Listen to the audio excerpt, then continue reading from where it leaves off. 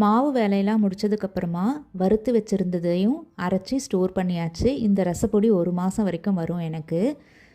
இதோட மெஷர்மெண்ட்ஸ் எல்லாமே நேற்று ஷார்ட்ஸில் இருக்கும். நான் டேக் பண்ணுறேன், இன்ட்ரெஸ்ட் இருந்தால் பாருங்கள். சிம்பிளாக மிளகு பொங்கலும் கத்திரிக்காய் கொத்ஸும் தான் இன்றைக்கி டின்னர் ப்ரிப்பேர் பண்ண போகிறேன்.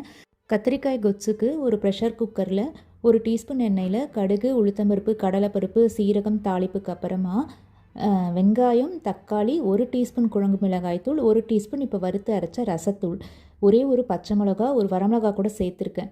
நறுக்கி வச்ச கத்திரிக்காய், ஒரு 1/4 கப் அளவுக்கு ஒரு 10 நிமிஷம் ஊற வச்ச பாசிப்பருப்பு எல்லாத்தையும் சேர்த்து தேவையான அளவு தண்ணி, உப்பு, ஒரே ஒரு விசில் கத்தி ஆறுனதுக்கு அப்புறமா திறந்தோம்னா பருப்பு இப்படி மலர்ந்து வெந்திருக்கும். ரொம்ப அப்படியே நம்ம மேஷ் பண்ண தேவையில்லை. இப்படி இருந்தால் தான் டேஸ்ட் நல்லாயிருக்கும்.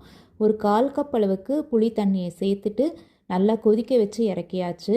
இது சுட சுட மிளகு பொங்கலுக்கு மட்டும் இல்லைங்க, மில்லட் தோசை, இட்லி எல்லாத்துக்கும் சூப்பராக இருக்கும்.